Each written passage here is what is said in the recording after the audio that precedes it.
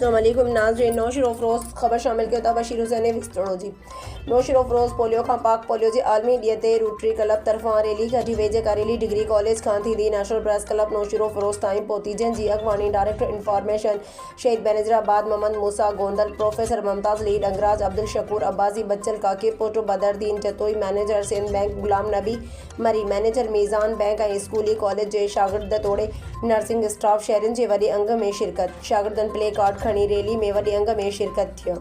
बिल्कुल असां हींअर press club नौशर Afroz press club वटि मौजूद आहियूं। सिलसिले में रोटरी क्लब नौशर अफरोज़ पारां हिकिड़ी रैली मुनक़िद कई वई आहे जंहिंजो मक़सदु इहो आहे त वालिदैन खे ॼाण ॾियणी आहे त पंहिंजे ॿारनि खे पोलियो जा ख़तरा ज़रूरु पियारनि, उनखे माज़ूरी खां बचाइनि। सॼी दुनिया में पोलियो ख़त्म थी वियो आहे, बदकिस्मती सां असां वटि पाकिस्तान में ऐं पाड़ेसी मुल्क अफगानिस्तान में अञा ताईं पोलियो मौजूदु आहे ऐं असां वटि अञा बि को नेगेटिव शयूं मनफ़ी ॻाल्हियूं पोलियो जे वैक्सीन जे बारे में आहिनि।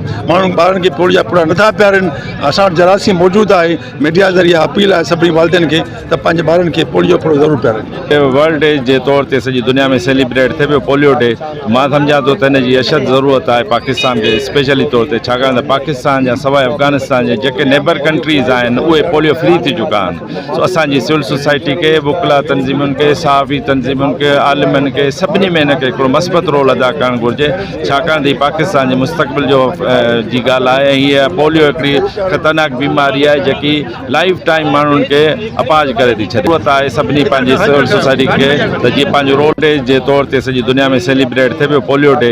मां सम्झां थो त हिन जी अशद ज़रूरत आहे पाकिस्तान खे स्पेशली तौर ते, छाकाणि त पाकिस्तान जा सवाइ अफ़गानिस्तान जे जेके नेबर कंट्रीज़ आहिनि उहे पोलियो फ्री थी चुका आहिनि। सो असांजी सिविल सोसाइटी खे, वुकला तंज़ीमुनि खे, सहाफ़ी तंज़ीमुनि खे, आलिमनि खे, सभिनी में हिन खे हिकिड़ो मस्बत रोल अदा करणु घुरिजे, छाकाणि त पाकिस्तान जे मुस्तक़बिल जो जी ॻाल्हि आहे। ऐं हीअ पोलियो हिकिड़ी ख़तरनाक बीमारी आहे जेकी लाइफ टाइम माण्हुनि खे अपाज करे थी छॾे। ज़रूरत आहे सभिनी पंहिंजी सिविल सोसाइटी खे त जीअं पंहिंजो रोल अदा कनि ऐं मुस्बत रोल जे तरीक़े सां पाकिस्तान ऐं पाकिस्तान जे अवाम खे बचाए सघनि। रोटरी क्लब नौशर अफरोज़ का मैं प्रेसिडेंट हूँ, मोहम्मद अशरफ जोयो।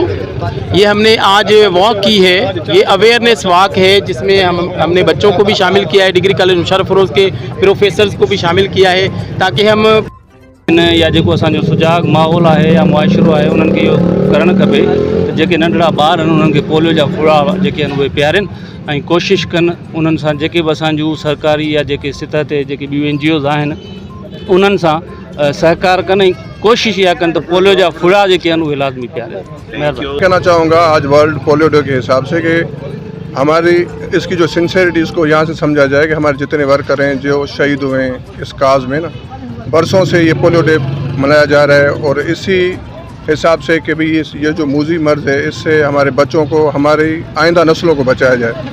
तो मेरे ख्याल में उनकी कुर्बानी को मद्देनज़र रखते हुए हमें ये अब तो एहसास होना चाहिए कि भी पोलियो जो है ना वो कितना अहम है। तो बराए मेहरबानी अपने बच्चों को पोलियो के कतरे ज़रूर पिलाएं।